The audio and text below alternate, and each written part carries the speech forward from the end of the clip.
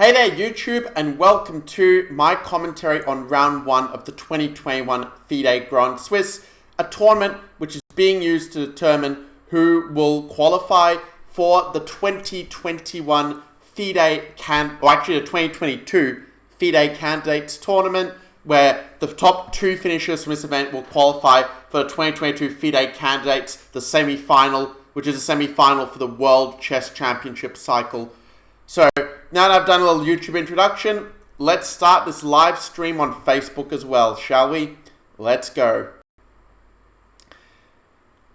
Now, I could have titled this video, celebrating 100 followers on Facebook for my Facebook gaming page. You know, I only started this page less than a week ago, and already we're at 100 followers. So I just want to thank you all for your support, and just to show my appreciation for you guys, I've done this special bonus stream where we're actually doing something a little bit different here. What we're doing is we're actually doing some commentary on a chess tournament, namely the 2021 FIDE Grand Swiss. I did the introduction already for the guys on YouTube who are watching this or watching the replay, but just to give you a brief outline, the FIDE drawchess.com Grand Swiss of 2021 is being used to determine 2 qualifiers for the 2022 Candidates Tournament, and that tournament is the semi-final for the World Chess Championship cycle, where 8 players battle in a round robin to determine who will challenge the reigning world champion in the World Championship match final. So round 1 is being played right now. Some of the games have actually finished, but before I get into some of those games and show you some of the results, including the board game we have right here between Fabiano Caruana, number 2 in the world, against Russian Maxim Chugayev, I want to share a really special feature that is now available because of the fact that, because you guys have been so supportive and followed and got me to 100 plus followers. That means that you can actually now donate stars to the stream. And the way that works is you can basically buy the stars from Facebook Gaming, or actually even better, what I've noticed with some people is actually get stars for free in their account when they check it. So what you can do is you can actually now donate the stars to the stream. That will allow your comment to be much more visible. I believe also it comes up with a notification as well. I haven't figured out all the details yet because I only just got this feature and this is the first stream where it's available. But yeah, if you want to support the stream and support the efforts I'm doing being a person streaming chess every day on Facebook Gaming, then yeah, feel free to donate the stars and I'll give you a shout out in the stream. And that also is true for those of you watching the recording. You can also certainly add stars as well, though obviously if you are during it when it's not live, well, maybe I can shout you out in a later stream if you remind me, hey Max, I was watching your recording and I donated you 5,000 stars. You know, I thought, why not set the bar high? Why not set a high level goal? Those who are wondering, actually with the stars, 100 stars comes to about $1 or so equivalent. So with 5,000 stars, that comes to equivalent about $50, which, well, I mean, it's not so bad for a little bit of a side hustle for a bit of investment money and all that. But anyway, let me show you this game that was played. This one actually just finished just as I was starting the stream. Played between Caruana against Chugayev. Let's see how the game went. It was e4, c5, knight f3, d6. So very standard Sicilian defense. You can hear the pieces making physical sounds, like if it was a real game. And there are a lot of moves against the knight off. Actually, Fabiano Caruana has had a lot of trouble facing the knight off in the past. It used to be the opening that he struggled the most against his 1e4 repertoire. But in this game, he didn't have so many problems. He played this move of pawn to h3, which is known as the Adams attack. So what's the idea of h3? The idea of h3 is to go g4, g5, and go for this very quick pawn storm, whereas I can't draw arrows properly, we attack the knight. And also we can go for some setup where we can have a castle short and still go for the pawn storm. Or we can play it like an English attack and castle long, but kind of saying that we can maybe play it more aggressively than an English attack where we would have played pawn f3, pawn a3 maybe in some a bit more flexible. So it's a decent enough move. Game saw e6, g4, h6. And here Caruana played a move that's somewhat new to me, because normally what white does in this position is he plays like bishop to g2, knight e6, bishop e3, and just kind of builds up the position steadily. Moves like f4, castles, and all this kind of thing. and gradually builds up the attack on the king side. Actually, I wrote a line with h3, or well, not a whole book. In a book I wrote back in 2017 to 2018, I think it was 2017 I wrote it, called like Dismaying the Sicilian, a Modern Repertoire for White, where I updated Jesus de la Villa's great in 2009, an open Sicilian repertoire for White. And I recommended h3 as my main recommendation against a knight off there, so nice to see that it's still going strong. But I also point out in that book that h6 is the best line for black to play to try to equalize, because it really slows down the kingside attack. But Caruana came up with this move of a3. Very prophylactic move, just trying to hold back b5 and b4. So black said, okay, I'm not going to play that. I mean, I still think the b5 is a very decent move, but instead he went for the usual bishop e7, bishop e3, and knight to c6. And now Caruana played the move of rook to g1. And it does feel like Caruana got a pretty good position out of the opening, that black probably didn't play it in the very best way. I mean, I guess you could castle, but then you're going to run into queen d2, and suddenly this g5 is quite a dangerous attack. So in a way, I can't really blame black for not walking into this. The game saw knight d7, white played to move bishop to e2, and now black played a very ambitious move here, and to move pawn to g5. And the idea of black's g5 move is that he wants to try to have a very strong grip over these central light squares. So he wants to play something like knight c to e5 and just make it very hard for white to get an f4 break or an h4 break. Because if white goes f4, black can take, and still black keeps a knight on that e5 outpost. The only problem with this plan is that it's very committal. You know, as we see in the game, black doesn't really have a great position for his king. Because if he castles short, he's still running into the attack. You don't really want to castle long when you've played moves like b5 and trade the c-pawn. So the black king is basically going to stay in the center. That also means that the rooks are going to be a bit disconnected here. Now, I will be checking the comments as well. That will help me to see any donations that come through. So I'm keeping my eyes open for that. So Caruana plays the move h4 at this point, trying to lure this pawn away so that he can go f4 and attack the knight, and, well, wanting to open up the position somehow while he's ahead in development. I actually think a move like f4 would be quite decent as well, where, yeah, on the one hand, the knight has a nice outpost, but we can also play moves like knight f3 and try to trade off that knight, and also we open up the f-file and can maybe go after this pawn. So it was a possible alternative approach. One thing I do notice with the chess.com analysis, that even though I see the engine analysis, it doesn't actually say how deep that analysis is. So that's kind of an interesting. First time I'm using this chess.com feature on actual broadcast. But since I use chess.com in other streams, I figured why not use it in this one as well, given that they've been good to me. But h4 also a good move in this position, wanting to undermine this this pawn. So bishop b7, white exchanged, and then white showed his idea in playing a move rook to h1, trying to invade down at h-file. And if black takes, then white's idea is that he can play a rook h8 check and annoy the king, or even play rook to h5 and attack this pawn, both of which are kind of annoying for black. Something like this to give you an example of how to play out. And, well, we can see that black can't really defend the pawn on g5 after this. So, okay, the fact that no one is like watching the live right now does make me worry that my sound had just dropped out, but it looks like we're all good. We're all good in the hood. So black plays rook to g8, trying to keep this pawn defended, but rook h5 follows anyway. To be fair, actually, you could also play moves like king b1, which are often quite useful when you castle long, just getting out of the way of the rook. And that probably would have been a better approach in retrospect, because rook h5 doesn't actually threaten to take the pawn, which makes it a little bit superfluous. And we see after rook c8, rook d8, dh1, and now black's move bishop f6 that, well, what we see here is that white isn't really getting in rook h8 because the bishop is now covering it. It's not that easy to increase the pressure on the g5 pawn either. So at first glance you might think, okay, black is surviving and more or less doing okay at this point. But Caruana was able to start to get the advantage at some stage.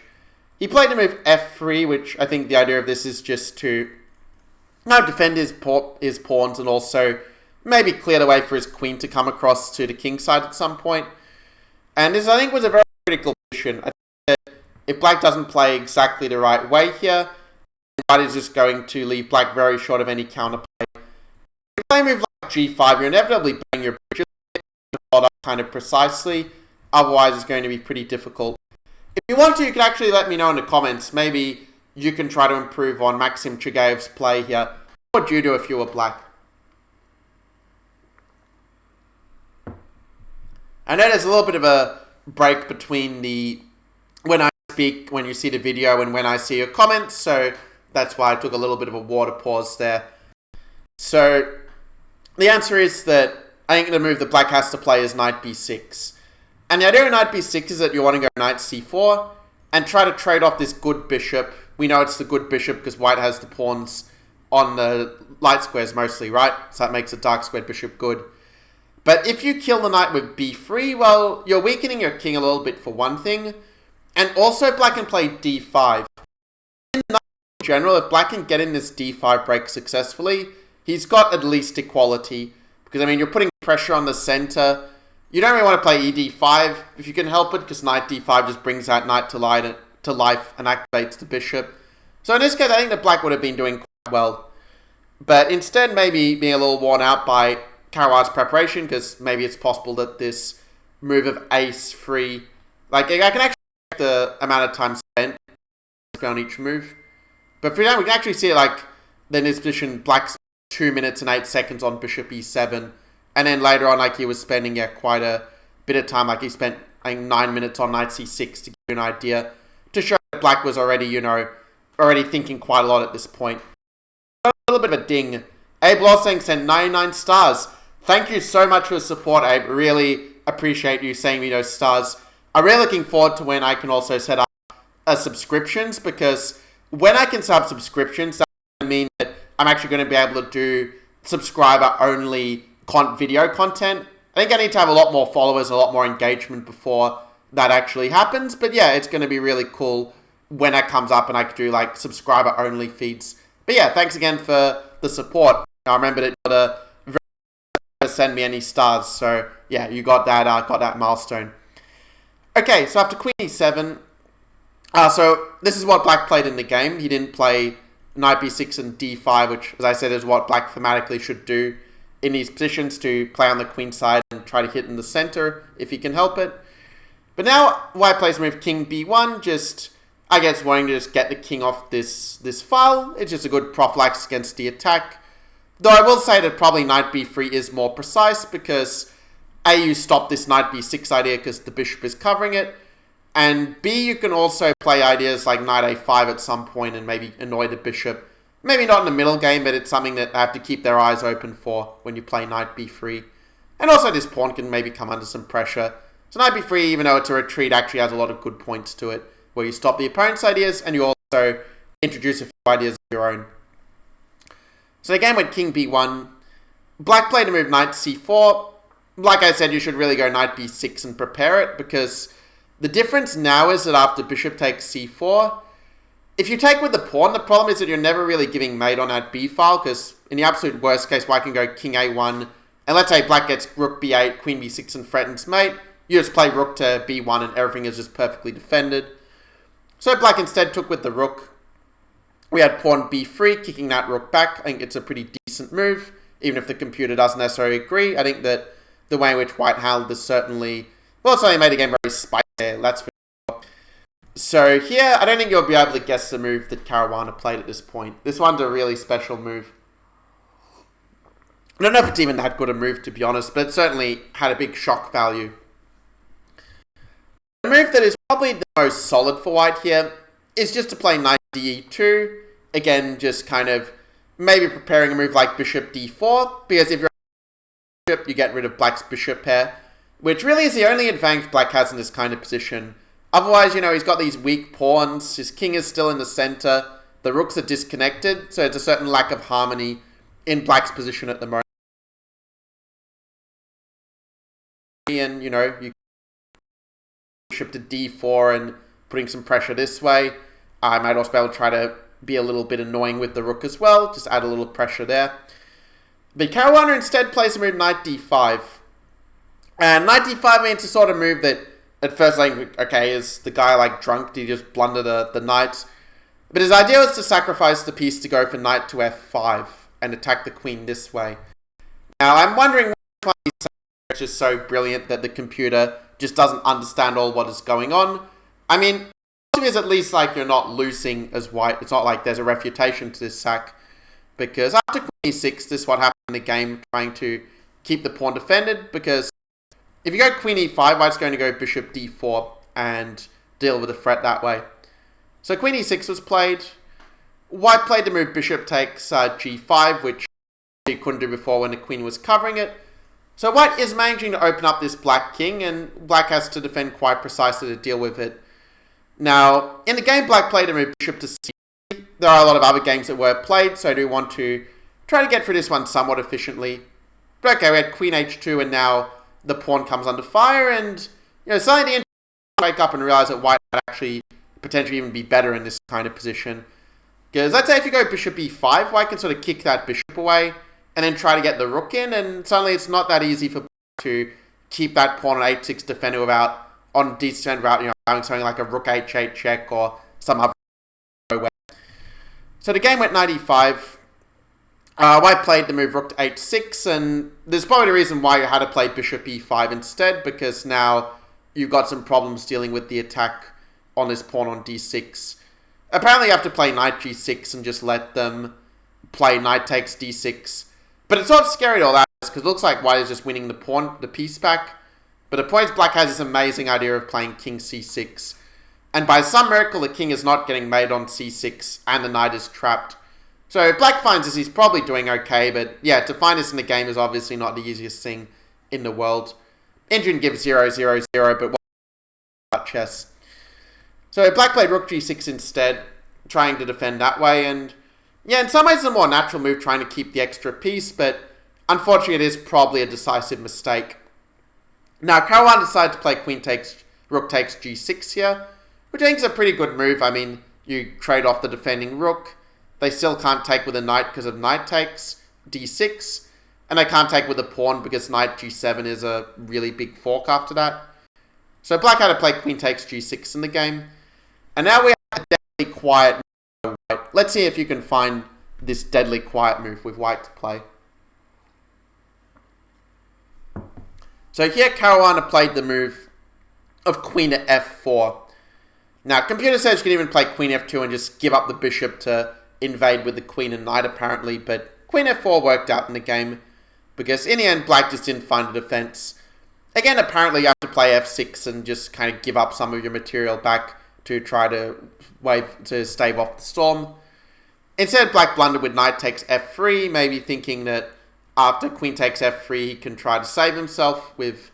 Well, if queen takes g5, white's just going to play knight d6 and simply, just win material. Something like king d7. You could even play knight takes c8, and if black does take the knight, something like this, then you just take the bishop and you just win material, because the rook was defending the bishop before. So about the rook defending it, this Erin kind of collapses for black, and after d, queen to e3, just keeping the bishop defended. I mean, black might be currently up a pawn, but the problem is his king is in a wide open center, and his pieces are totally discombobulated. Game ended queen to a7. Queen takes g5 was played, because you don't really have a good way to defend the bishop anyhow. Queen takes b7, rook d8. And after rook h7, black resigned here. Because black just doesn't have a way to defend the bishop. If you move the bishop, white goes queen f7 checkmate. But if white just takes the bishop for free, then it's just completely game over. So that is how Caruana beat Chagayev, and I can actually see that a lot of the game has been finishing just as I have been analysing this game. For example, the rapport between Tabatabai against Aronian just ended in a draw. This was the final position where, okay, white has got the better pawn structure, but rook endings are very notoriously drawish, and if black even, let's say, just, plays some move like king f8 and just keeps the king around this king side defending the pawns, white doesn't really have a way to get through the king, and so it's just a draw. But I was looking at this game earlier, and I saw that white somehow actually got an advantage. Another interesting feature as well, these games on chess.com, they show you this caps feature to show how well their players played out of 100. So it says Tabatabai play like 97.5 out of 100, and Aronian play 98.3 out of 100. But it looks like around this point that white was actually, I think, technically close to winning. And the reason this position is a lot better for white is because black has got these doubled pawns, which are just very weak. The knight is attacking him. b to king is also very passive as a result. And finally, also a general point in these Catalan type of positions or Catalan type structures is that the white knight is a lot better than the bishop, because if you think about this, bishop doesn't really have any easy target. Even if you go to some square like e1, the knight is still defending it. So even though it's an open position, the knight for white is actually kind of dominating the bishop. But I'm sort of curious to see if white maybe missed an opportunity to win from this position. I'm curious to see like what was the best winning chance that white had. I mean, computer wants to play knight d6 and just play the rook endgame, just trying to get the king active. But I feel like rook endings have a very drawish sort of tendency. So in a way, I can't really blame white for not going for this, because it's not like knight d6 is just a forced win by any means. So I played f4, just wanting to take away some squares from the bishop. I mean, it's a natural enough continuation. Even though it's not the engine's first choice, I do think it's actually a better move than what the engine was saying. Okay, now I find the engine is starting to wake up and realize that the humans are after all. So bishop b4, king f3, bishop b1. Is doing much here. And yeah, maybe this was an opportunity where white could consider a move like f5. By playing f5, you fix this pawn as a weakness, and you also kind of put the pawns on the light squares away from their bishop. And I guess after takes, maybe white wasn't sure through in this kind of position. And I mean, to be fair, it's not so obvious to me either how white actually breaks through if black just shuffles with the bishop. And, you know, maybe at some point you can even try to get the rook active for counterplay. The thing is, when you play king e2, as white did, allowing black to play f5 and to at least try to get some light squares to complement the dark squared bishop. Obviously, king e1, fe4 would allow black to fix the pawn structure, to correct his pawn structure. So white plays the move knight to d6 at this point, going for this into an rook endgame in this version where these pawns are doubled. But yeah, I'm kind of puzzled by the fact that the engine analysis said this position is meant to be close to winning for white, because at this stage I honestly don't see it. It seems like black just has a fortress. But I can look and see that the highest engine evaluation for white happened around... So it's happened around this point. Okay, yeah, I'm just kind of confused. Like, I'm guessing the point is at f5, white somehow has some winning plan, but I honestly don't see what it is after bishop b4. I mean, if you play a7, for example, maybe this is the idea, but black and sacrifice the pawn, but then harassing the king and trying to take these pawns. Say king g1, rook g1, and black's just going to give a ton of checks here. Because if knight g3, you've got bishop e1 using the pin, and if you go king h3, then there's like rook h, and, you know, if the only way to avoid draw by repetition is to move your king out of the way, but then they can sort of take this pawn, and, you know, it feels like black will have counterplay of that h. So I think it's a game where the engine just didn't really get what was going on, and probably there was no clear forced win for white. Of course, if you guys disagree, you think that there was some move that I could have done it somewhere that would have given white very good winning chance, then yeah, you're definitely welcome to ask your question and I can talk about it. But if you guys don't have any questions, I'm just going to move on to the next game, which actually was a decisive game, in fact. A game where Alireza Firouzja, you know, the Iranian big prodigy, who now, quite recently, is now representing France, along with Maxime Vachier-Lagrave, the 4th seed in this tournament. Which actually reminds me, before I analyze this game between Firouzja against Abasov, actually I want to test a new little feature. I have some polls set up where I'm going to do... Yeah, let's do this one. I'm going to activate this poll. I prepared it before the stream. And that way we're going to see how many people are actually, like, you know, engaging and following this. So I'm clicking activate the poll. Okay, now it's working. That's good. That's good. So now I can see, like, who I think is going to win. And unfortunately, chess.com only allows... not chess.com. Facebook Gaming only allows me to have up to 4 options for the poll. So that's why I put, like, the top 2 seeds. And I put seeds 3 and 4, Firouzja and MVL together. And if you think someone other than these top 4 seeds are going to win, then you just put another player. So I'm interested to hear your thoughts and to test out this feature as such. You can see, like, the poll looks really big on the screen. So it's probably a good thing that I set it now, because otherwise you wouldn't be able to see the board analysis whatsoever. But maybe I can take the time to go back to the start of the game, just so you see it like this. But yeah, Firouzja played very well. It says that he scored 98.6 out of 100 in terms of the accuracy of his play. So definitely a game I think that we can learn quite a bit from. So, let's see, do we have any votes on this poll? Because I think that, yeah, if I keep this for long enough, like it will, yeah, maybe I can close it and you're able to still see the game. Alright, so this game was a Petrov. You know, Petrov is obviously a very solid defense to d4. You know, if 95, d6 is just a very symmetrical structure where, you know, on the one hand, white has got an extra tempo in this kind of position, but on the other hand, black is very solid. You know, there are different plans like knight c6, bishop d6, bishop f5, all of which have quite a decent reputation for black. So white goes d4 instead and plays this slightly unusual line that actually I was quite fond of about maybe 5 or 6 years ago. It's a line I remember showing to some students in the past with d5. And the idea of d5 is basically that if they go bishop c5, you end up playing bishop c4. And you basically let them take on f2 because you go like bishop takes and queen d5. And you end up sacking a bunch of material but getting a really strong attack against their king in the center with something like this. Computer says that this line is just basically a dead draw. Or not dead draw, but like 0-0 over draw by repetition. But the odds of a player knowing this and actually figuring it out over the board is very low. It's definitely an opening bomb that you could potentially spring on your opponents. But black played a more solid main line of d5. And now the point of white's play is after knight bd2 that this knight comes under some fire. I'm not entirely sure that black dealt with it in the best way. Before I show the move that was played, I might just pause the poll. Or maybe I can show the results in the video and just close them. Okay, looks like we had no votes, so you guys are still hedging your bets. Okay, I guess it's understandable. There are a lot of players in the field. If I would have gone for all the other players in the field option, because there are a lot of like 2700 GMs who might just have their day and just win the event because it's such a big field, you know. But after knight d2, I think that black should either play the move knight d2 is probably the most solid. You know, bishop d2, c5. And just developing normally like this, I think, would just give black very decent play. So that's probably what I would recommend.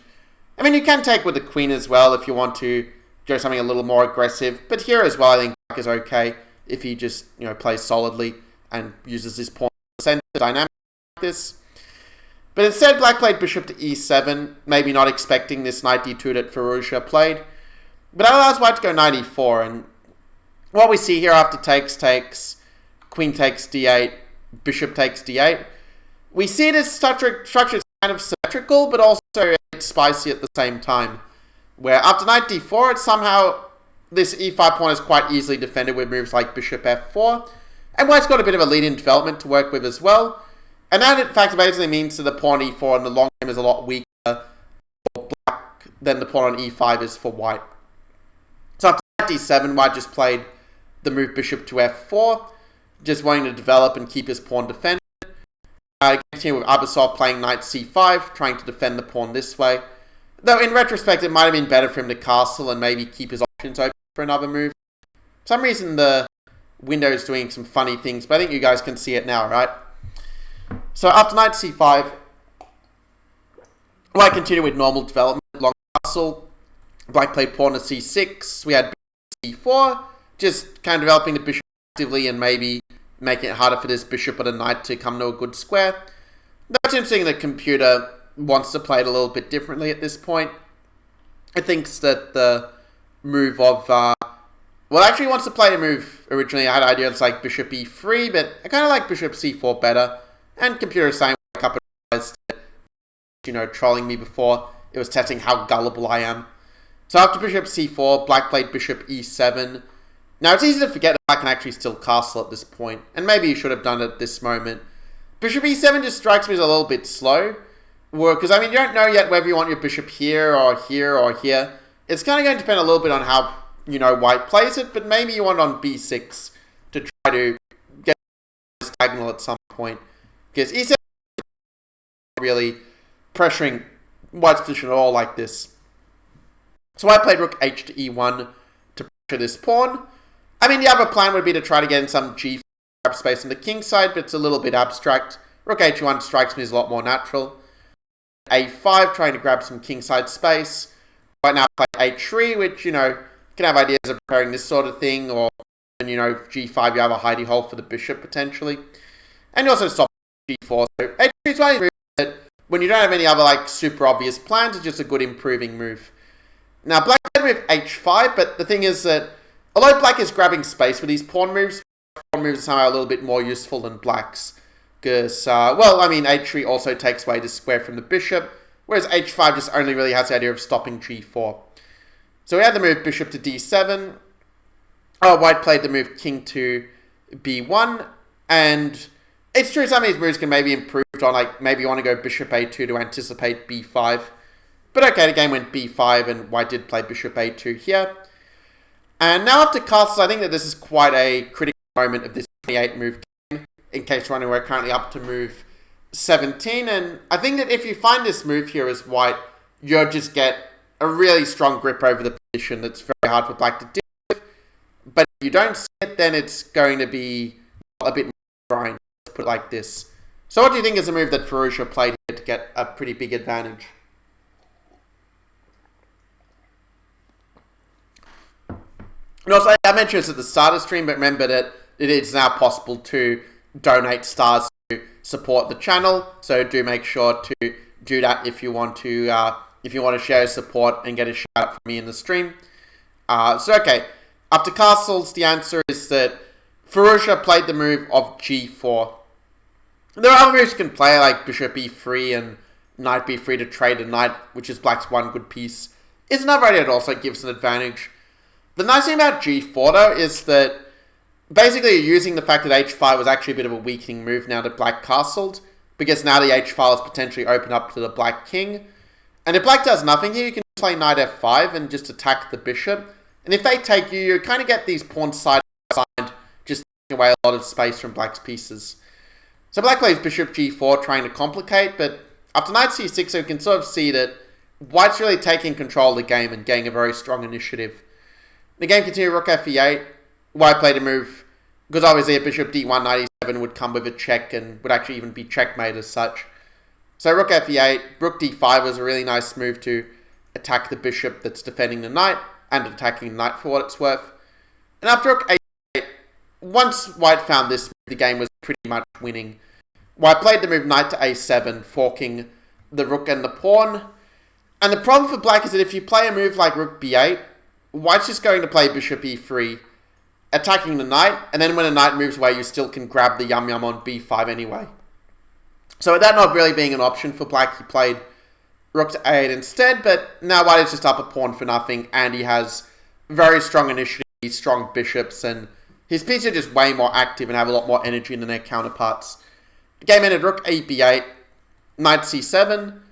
It might look like the rook knight is trapped, but white has a trick. He played the move e6, showing that the bishop is defending it. Rook a7. Because if you play like fe6, for example, white's idea is that he can actually now play bishop knight takes e6, discovering attack on the rook. And after bishop e6, bishop b8, white just wins a piece here, because if you take, white takes with check. And then you're hitting the king, but you're also hitting the rook. So white just wins a whole rook in that case.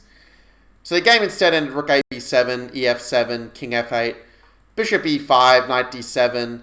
And now a very nice finish. White played the move rook takes d7. So that after bishop h7 and rook h1, he's threatening the mate on h8 with rook h8. You're not worrying about any knight takes e5 business. And here Abasov just resigned because there's no good defense to rook h8. If you play bishop a3, for example, white just goes rook h8, king e7, and then after knight d5, he's going to pick up the rook because it's defended by the bishop. So that was this game, and I might share one more game from this, because there were a bunch of draws, like boards 4 to 8 were all drawn games, actually. So rather than showing you those draws, I'm going to show you one more game. I originally planned this stream to be about like half an hour to an hour long, so let's be fairly brief in talking about this game, though, because I do like want to get onto things, but, you know, just to show my appreciation. Here's the game between Kirill Alexienko against Kirill Shevchenko. So it's the battle of the Kirills, who is the strongest Kirill in the world. And it turned out that Alexienko won this game. Alexienko is playing with the white pieces. You can see the picture here. So at e4, c5, knight f3, d6. And bishop b5 is a bit different to what we saw from like the d4 and the h3 knight off that Caruana played. Because, I mean, you're not always going to be in the mood to play against the Knight Off because it's a very sharp and very complex opening. So if you want something a bit simpler, bishop b5 is sort of a way to do it. Actually, the system that I recommend in my course, Attacking the Sicilian, which if you click on the final link in the description for my store, you'll see the link to that course and all my other ones there if you want to check it out. If black goes bishop d7, you just take and you can play c4 and getting a Maroczy bind where you're not stuck with this bad light squared bishop inside the pawns. But instead, black goes knight d7, more in the spirit of the Knight Off. And after d4, black played this move knight f6. And normally they play c takes d4 and play a6 and, try and trade off your bishop like this. Of course, you can retreat the bishop, but that's also losing a little bit of time for white if he does that. But after knight f6, this move that white played here is actually a little bit new to me. I'm not used to seeing moves like castles or sacking the pawn or moves like knight c3 defending the pawn. I think even Vishy Anand played e5 once in game against Boris in 2012 World Championship match. But this move bishop d3, Alexienko played this one that is new to me. That's why I do understand the idea that after cd4, knight d4, if white can gain like c4, knight c3 castles, you get a very decent road for white. So in order to avoid this, Shevchenko played the move knight c5, trying to attack the pawn before white can get in c4 and knight c3. But then on the other hand, after knight c3, we can also say the knight is ideal on the c5 square. But if black takes, that just kind of helps white to develop or to strengthen his center. So black played the move e6 at this point. But I can't help but feel that the way the game went, that white just got a much better version of a normal open Sicilian. We had like rook e1, castles. And yeah, this actually was a very interesting maneuver, because to sort of move to the out looked like a very passive way to play, where the bishop is just like away from all the other pieces. But on the other hand, you're not blocking the queen with the bishop, you're not blocking the rook with the bishop. And at the same time, if they can't play knight d3, the knight just looks rather pointless, because white is defending this pawn perfectly well anyway, thanks to rook e1. Well, the game continued queen c7. White just continued this very restrictive strategy, playing the move not a3, the move a4, just making sure there's not going to be any b5 counterplay in the future. So rook d8. And actually the computer kind of likes the idea of playing b4, just kicking that knight away and just grabbing some space. But it's a bit of a double-edged move at the same time to do this, because you are potentially giving up a square like c4 to the knight, or if a5 you might be giving up c5. So maybe it's not that effective actually to attack this. I think I just disagree with the engine here. And I prefer Alexienko's move where he played the move bishop to f4, trying to get some pressure on the d6 pawn at some point. I mean, you can also play a5 if you want to just push the rook's pawn and try to, kind of tie up these pawns. Because if they go b6 to challenge it, you can then take and use the fact they can't take back like this because the rook is hanging. But if queen b6, you have this very easy plan, just putting pressure against the a7 pawn as such. I think they can't take this pawn because I think you have like knight b5 and the queen gets trapped or something. Some clever genius tactic like that. Okay, bishop f4 was played. If you're wondering, well, Max, isn't e5 just winning a piece? The answer is you have knight db5 attacking the queen, and then when you move this bishop away, you're going to be able to like take here, go knight d5 and just have a complete domination over the d5 outpost. And you just get good knight versus bad bishop situation. So the game saw a6 instead. This is what black played. And after a6, white played e5, because if you don't play e5 and if you give black time to go like bishop d7 and push b5, then maybe not b5, like let's say you give him time to push in the center, then you're going to use the central majority and be doing quite well. So it kind of makes more sense to do it on your terms, so that your bishop gets active and you gain a move on the queen. Actually, here I think it would have been very interesting for black to play bishop d6 and just trade off the bishops, except probably bishop f6. And I was thinking that maybe black would get away with this and say that he gets some counterplay, but it's probably just too slow here. Like if white goes knight f3, queen h4, it does feel like it's probably a bit too much of a weakening, objectively speaking. So instead of that, black played the move queen to a5. White played the move queen to f3 then, just developing his queen. For some weird reason, the engine was thinking queen e2, but now I think queen f3 is the better move. If they attack the bishop, we can always slide back and keep our harmony of the position. And be free and try to go a5 to fix their 2 pawns without one on a5. So after knight cd7, white played to move bishop to g3, just keeping the bishop safe, because you don't really want to trade the bishop for a knight without some reason behind it, unless you're like getting something in return, because normally the bishop is a little bit more valuable, just having a bit more scope. So black played bishop to b4, and this is probably where his problems start. Although to be fair, white's probably a little bit better anyway, because black hasn't managed to develop the queen side, and it's a common problem for black in his structures that he can't really develop his bishop so easily. Like if black, let's say, had in b6, bishop b7, rook b8, or rook c8 at this point, then black would be at least equal. But white's advantage is based on the fact black does struggle to play his normal developing moves. So after bishop b4, white just plays rook a d1, realizing that actually black's threat of taking and doubling the pawns is really not a real threat. Because let's say if we go queen a4 and try to grab a pawn, the problem is white can just play bishop c7, hitting the rook, and if you move the rook, then the queen gets trapped with rook a1. But on the other hand, if you don't play queen a4, then white has kind of just, got this monster bishop, and black is very weak on these dark squares, and that far outweighs the fact that these pawns are split. Because top pawns like this only really become a factor once all the pieces are developed, and black just doesn't have a great way to develop, because like if you play rook, let's say rook a7 and b6 to prepare bishop b7, you just get hit by a monster knight c6 fork after that. Anyway, we've drew a nice little picture, but let's go to rook e8. So white played the move knight b3, kicking that queen and also opening up the d file for our rook. Black played queen h5, offering a trade of queens, and I think it would have been a decent idea because the trade of queens doesn't necessarily solve black's development problem. And with bishop d6, you are able to penetrate the black position with your rook. It's a general principle that comes up when you have a fight for an open file, that the aim is to put the rook on the open file and then invade the opponent's position and be able to attack their weaknesses from there. And we can see the rook really does a good job at stopping black again from developing naturally here. So that would have been very strong, but also to move queen e3 by white was also pretty effective. Black did get in to move e5 though, whereas in the queen h5 line, black wasn't really able to play this e5 break so easily. But still, without the development to back up, white is still doing quite well. Probably don't agree with the a5 move necessarily. I think that probably knight d2 and trying to maneuver the knight to d6 is more appealing. But even here, I still feel like the position is easier for white to play. Because a computer idea like knight b8 and bring the knight here is obviously not the most move in the world, but it does at least allow you to activate your bishop, and that's the reason why it would have been the way to go. So, in any case, the game continued e4.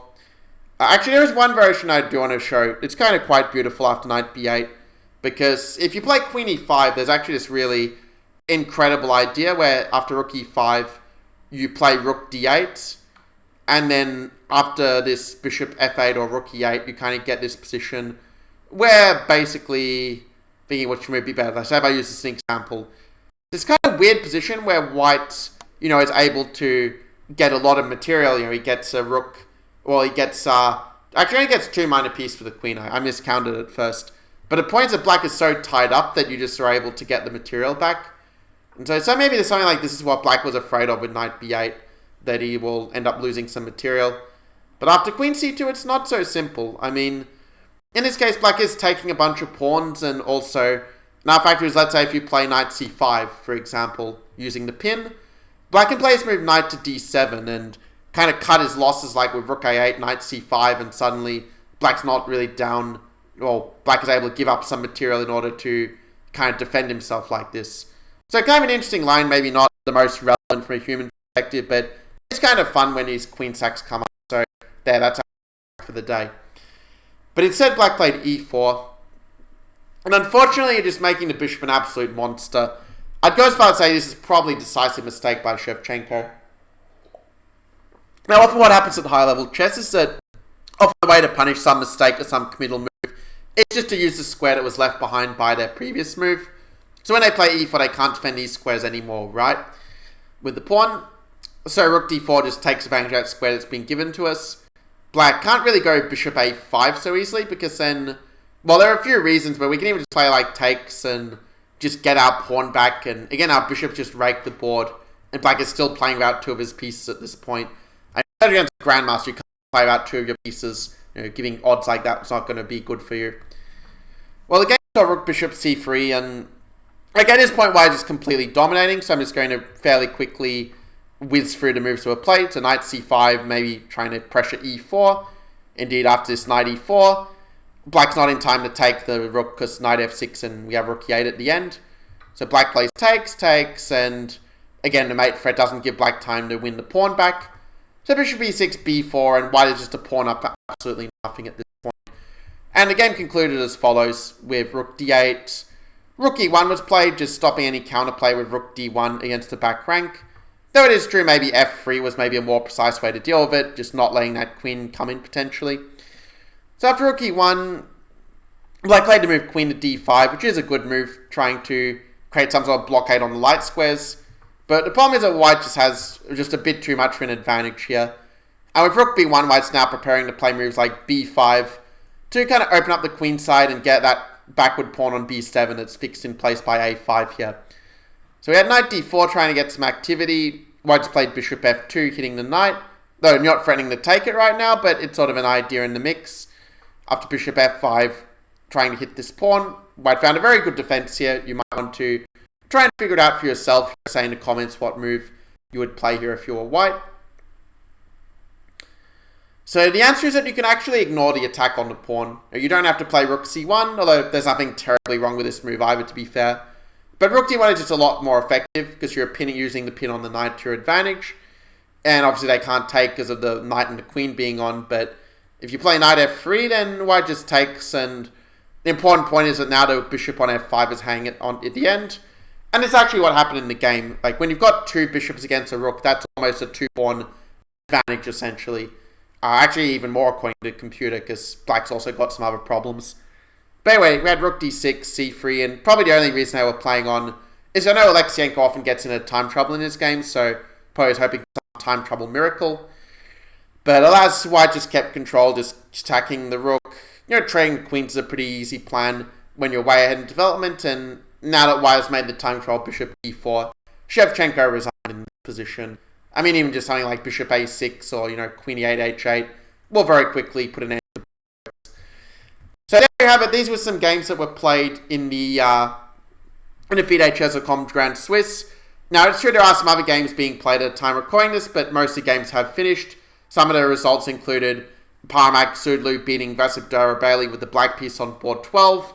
Another size game was Wojciech beating Martirosyan on board 18. Also have Krivoshko beating Onishuk on board 21. Brikic actually had an upset win against the higher rated Maxim Matlakov on board 22.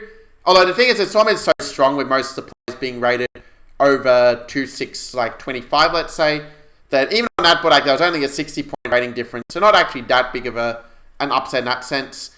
And on board 26, Antipov lost his game to Predki in the match of the Russian players.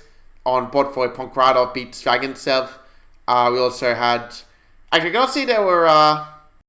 for a second, I thought I saw some female players playing in the open section, but if they are, I guess I'm not seeing their names come up on this list. But maybe I'm just missing it. Yes, there's Goryashkina. Yeah, she's playing in this tournament. She had a draw with Vorhe Kori on board 37.